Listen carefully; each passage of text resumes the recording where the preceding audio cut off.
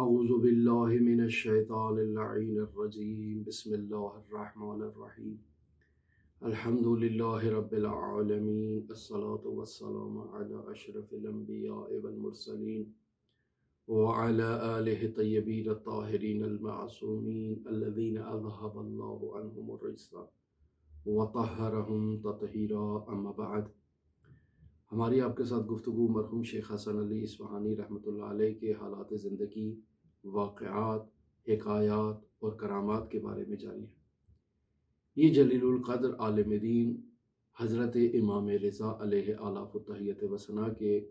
حرم مطہر میں جو صحن انقلاب کے عنوان سے معروف ہے، یہ صحن انقلاب پہلے صحن عتیق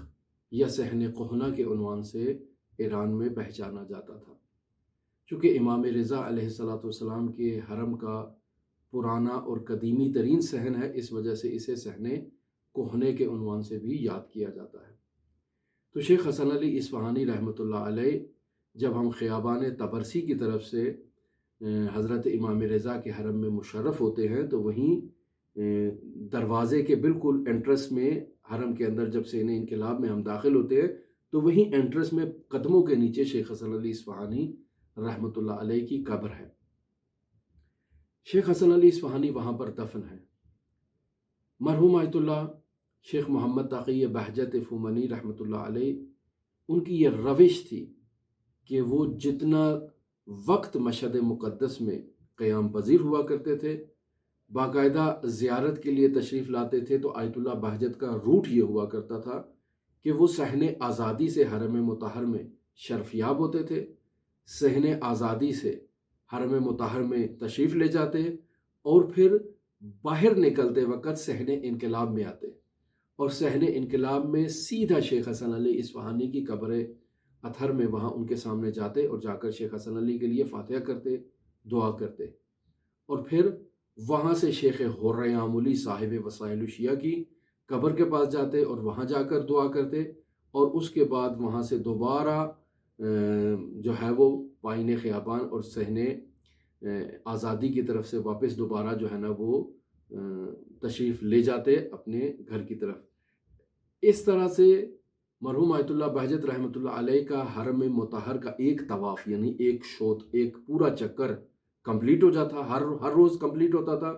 اور اس کے علاوہ بلا ناغہ ہر روز آیت اللہ بہجت شیخ حسن علی اصفہانی رحمۃ اللہ علیہ کے پاس جا کر فاتحہ خوانی کرتے تھے اور شیخ حر عاملی کے پاس فاتحہ خوانی کرتے تھے۔ یعنی امام رضا علیہ السلام کی زیارت کے بعد ان دو بزرگ علماء کی زیارت بھی آیت اللہ بہجت رحمۃ اللہ علیہ کے روزانہ کے معمول کا حصہ ہوا کرتی تھی، جتنے عرصہ بھی آیت اللہ بہجت مشہد میں قیام پذیر ہوا کرتے تھے۔ تو یہ شیخ حسن علی اصفہانی رحمۃ اللہ علیہ فرماتے ہیں کہ میں پختہ عزم اور پختہ ارادہ کر چکا تھا کہ میں اب اپنی زندگی کے تمام ایام آخری سانسوں تک حضرت مولا الموحدین امیر المؤمنین علی بن ابی طالب علیہ آلاف التحیت وثنا کے جوار میں نجف اشرف میں گزاروں گا، اور وہیں پر وادی السلام میں کہیں اپنی جگہ بنا کر سو جاؤں گا اور وہیں پہ دفن ہو جاؤں گا۔ پختہ عزم تھا کہ میں ایران کو مستقل طور پر ترک کر دوں گا اور عراق میں جا کر آباد ہو جاؤں گا، اور وہیں پر میرا انتقال ہوگا، میں واپس نہیں آؤں گا۔ یہ میرا ارادہ تھا، اور میں صحن عتیق، صحن کہنہ اور صحن انقلاب کے ایک کمرے کے اندر میں نے وہ کمرہ لیا ہوا تھا، اور وہاں میں ریاضت میں اور مراقبے میں مصروف تھا کہ اچانک میں نے دیکھا کہ حضرت امام رضا علیہ السلام کے اس صحن انقلاب کو بند کیا جا رہا ہے، اور لوگوں کی دوڑیں لگی ہوئی ہیں کہ صحن کو فوراً بند کر دیا جائے، سب دروازے بند کر دیے جائیں۔ امام رضا علیہ السلام تشریف لا رہے، امام رضا علیہ السلام کے لیے باقاعدہ مسند بچھائی جاتی ہے، کرسی لگائی جاتی ہے تاکہ امام رضا علیہ السلام بیٹھ جائیں اور اپنے زائرین کے سر پر دست شفقت پھیرے۔ عین اسی مقام پر جہاں اس وقت شیخ حسن علی اصفہانی رحمۃ اللہ علیہ کی قبر ہے، اسی جگہ پر کرسی لگائی جاتی ہے، امام رضا علیہ السلام تشریف لاتے ہیں۔ اپنی اس مسند پر اور اس کرسی پر بیٹھتے ہیں، صحن انقلاب کا مشرقی اور مغربی دروازہ بند کر دیا جاتا ہے تاکہ حرم کو مرتب کیا جائے، منظم کیا جائے، اور پھر امام رضا علیہ السلام حکم دیتے ہیں کہ مشرقی اور مغربی دروازہ کھول دیا جائے، زائرین ایک طرف سے آئے اور دوسری طرف سے باہر نکل جائے۔ تو زائرین بھی اسی ترتیب سے آ رہے ہوتے ہیں، ایک دروازے سے داخل ہوتے ہیں تاکہ دوسرے دروازے سے باہر نکل جائیں۔ مرحوم شیخ حسن علی اصفہانی رحمۃ اللہ علیہ یہ بیان کرتے ہیں کہ میں نے دیکھا کہ لوگ مختلف شکلوں میں اور مختلف صورتوں میں حرم مطہر کے اندر داخل ہو رہے ہیں، کوئی حیوانات کی شکل میں ہے، کوئی انسانوں کی شکل میں ہے، کوئی درندوں کی شکل میں ہے، اور امام رضا علیہ السلام بلا امتیاز اپنے ان تمام زائرین کے سروں پر دست شفقت پھیر رہے ہیں۔ تو شیخ حسن علی اصفہانی کہتے ہیں کہ میں نے اس سے امام رضا علیہ السلام کی رافت کو اپنی آنکھوں سے مشاہدہ کیا کہ امام گناہگاروں کے سر پر بھی ہاتھ پھیر رہے ہیں، حیوانات کے سر پر بھی ہاتھ پھیر رہے ہیں۔ یہ انسان ہے لیکن گناہوں کی وجہ سے حیوانی شکل میں امام رضا علیہ السلام کے سامنے شرفیاب ہوا ہے، لیکن امام رضا پھر بھی اس کے سر پر دست شفقت پھیر رہے ہیں، رافت کا ہاتھ اس کے سر پر گھما رہے ہیں۔ تو یہاں سے میں نے فیصلہ کیا کہ میں نجف نہیں چاہوں گا، اس کریم امام کو، اس رؤوف امام کو چھوڑ کر میں نجف جا کر کیا کروں گا۔ لہٰذا شیخ حسن علی اصفہانی پختہ ارادہ کر لیتے ہیں کہ آج کے بعد میں مشہد الرضا میں رؤوف امام کے جوار میں ہی اپنی زندگی بسر کروں گا اور آخری سانسوں تک یہیں پر آباد رہوں گا۔ اور پھر یہ بھی عہد کرتے ہیں کہ جب امام رضا اس قدر رؤوف ہے کہ ہر شخص کے سر پر بلا امتیاز دست شفقت پھیر رہے ہیں، تو میں کون ہوتا ہوں کہ لوگوں سے دوری اختیار کروں؟ میں کون ہوتا ہوں کہ جو لوگوں کی مشکلات کو حل کرنے میں امتیازات سے کام لوں اور کہوں یہ باتقوا ہے، یہ بے تقوا ہے، یہ شیعہ ہے، یہ سنی ہے، یہ فلانی ہے تو یہ فلانی ہے۔ نہیں، میں بھی اسی طرح امام رضا علیہ السلام کے جوار میں بیٹھوں گا اور اسی طرح سے لوگوں کے سر پہ دست شفقت پھیروں گا اور لوگوں کی مشکلات کو حل کروں گا، بلا امتیاز لوگوں کے ساتھ تعاون کروں گا، لوگوں کی خدمت کروں گا جس قدر مجھ سے ممکن ہو سکا۔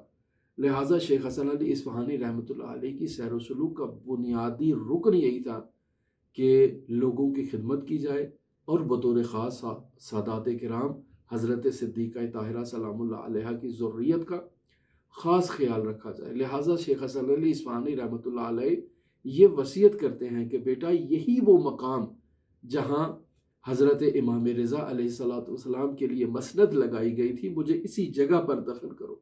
ایک تو یہ امام رضا علیہ السلام کے زائرین جتنے بھی حرم مطہر میں داخل ہوں گے ان کے قدموں کی جگہ، میں یہ چاہتا ہوں کہ میری قبر امام رضا کے زائرین کے قدموں میں ہو، لہٰذا مجھے یہیں پر دفن کیا جائے جہاں امام رضا کی مسند لگائی گئی تھی اور امام رضا کے زائرین کے قدم ہیں۔ لہٰذا آج بھی شیخ حسن علی اصفہانی رحمۃ اللہ علیہ کے لیے وہیں پر صحن انقلاب میں باقاعدہ دیوار کے ساتھ، پہلے زمین پر ایک تختی لگائی گئی تھی لیکن ابھی باقاعدہ دیوار پر ایک نشان لگایا گیا ہے کہ یہاں پر شیخ حسن علی اصفہانی رحمۃ اللہ علیہ آرام فرما رہے۔ اور مرحوم آیت اللہ بہجت رحمۃ اللہ علیہ کی یہ روٹین ہوا کرتی تھی کہ وہ حرم مطہر میں امام رضا کی زیارت کرنے کے بعد امام رضا علیہ السلام کے اس خادم کی ہر روز زیارت کیا کرتے تھے اور باقاعدہ دعا کیا کرتے تھے، اور اس کے بعد مرحوم شیخ الریام علی رحمۃ اللہ علیہ کی دعا کرنے کے بعد، فاتحہ کرنے کے بعد مرحوم آیت اللہ بہجت حرم مطہر امام رضا سے باہر چلے جاتے تھے۔ عزیزان، ان علماء کے حالات زندگی کا مطالعہ کریں، غفلت نہ کریں۔ ان کے حالات زندگی کا مطالعہ کرنے سے انسان کو بہت سی چیزیں ملتی ہیں، انسان کے وجود میں ایک تبدیلی آتی ہے اور انسان کے وجود میں یہ اشتیاق ہوتا ہے کہ وہ باقاعدہ ان علماء کی زندگی کو دیکھ کر حضرات اہل بیت علیہ السلام کی حقیقی معرفت حاصل کرے۔ ہم تک حضرات اہل بیت علیہ السلام کی ایسی حقیقی زندگی منتقل نہیں ہوئی ہے، چونکہ بہت مشکلات تھیں، راویوں کو بہت مشکلات تھیں، اصحاب ائمہ کو بہت سخت مشکلات تھیں۔ آپ اگر ان کی زندگی پڑھیں، حضرات اہل بیت علیہ الصلوۃ والسلام کے صحابیوں نے کس سخت ترین مشکلات میں یہ احادیث قال الصادق اور قال الباقر ہم تک منتقل کی ہیں۔ فضائل اہل بیت کو نقل کرنے میں کس قدر پابندی تھی، کیسے کوڑے لگائے جاتے تھے، سالوں سال ان کو جیل کی کال کوٹریوں میں ڈال دیا جاتا تھا کہ یہ امام صادق کے، امام باقر کے معارف کو نقل کر رہا ہے، امام رضا کے معارف کو نقل کر رہا ہے۔ تو یہ ایسے ہم تک باتیں نہیں پہنچی ہیں، لیکن الحمدللہ آج شیعہ علماء کی حالات زندگی کا اگر ہم مطالعہ کریں، ان کی عملی سیرت کو اگر ہم مطالعہ کریں تو ہم اس بات کو جان سکتے ہیں کہ جب یہ غلام ہو کر ایسے مقام پر ہے تو وہ آقا ہے، وہ کریم ہے، وہ کیسے بلند مقام کے مالک ہوں گے، کس قدر اخلاق کریمانہ کے مالک ہوں گے، کس قدر فضائل عظما کے مالک ہوں گے۔ ہمیں تو کتابوں میں وہ چیزیں اس طرح سے نہیں دکھائی دے سکتی جس طرح سے ہم ان علماء کے حالات زندگی اور ان کی عملی سیرت دیکھ کر اندازہ لگا سکتے ہیں کہ وہ کس قدر عظمت کے مالک تھے۔ لہٰذا یہ جو ٹوٹی پھوٹی تاریخ ہم تک ملی ہے، یہ ہم تک پہنچی ہے، ہم اس تاریخ میں تو شک کر سکتے ہیں، لیکن ان علماء کے عملی سیرت کے اوپر شک کرنا آسان بات نہیں ہے۔ انہوں نے عملاً اہل بیت علیہ الصلوۃ والسلام کی عملی سیرت پر عمل کر کے ہمیں اہل بیت کی عملی سیرت کا نمونہ ہمارے سامنے رکھا ہے کہ دیکھو صادق آل محمد ایسے تھے، امام باقر ایسے تھے، امام موسیٰ کاظم ایسے تھے، جیسا میں عمل کر کے دکھا رہا ہوں۔ کیوں؟ چونکہ انہوں نے باقاعدہ ان قال الصادق و قال الباقر کو ان تاریخی گھمن گھیریوں کے اندر، ان پیچ و خم کے اندر سے نکال کر اس پر عمل کیا ہے اور اسے شیعیان حیدر کرار تک منتقل کیا ہے۔ ہماری گفتگو آپ کے ساتھ شیخ حسن علی اصفہانی رحمۃ اللہ علیہ کے حالات زندگی، واقعات ہم نے آپ کی خدمت میں بیان کر دیے، ان کے دفن کے مقام کو بھی آپ کی خدمت میں بیان کر دیا۔ اب باقاعدہ ہم شیخ حسن علی اصفہانی رحمۃ اللہ علیہ کی عجیب و غریب کرامات کے بارے میں آپ کے ساتھ گفتگو کریں گے۔ اگر آپ دلچسپی رکھتے ہوں تو ہمارے ساتھ رہ سکتے ہیں۔ اللہم صلی علی محمد و آل محمد وعجل فرج قائم علی محمد۔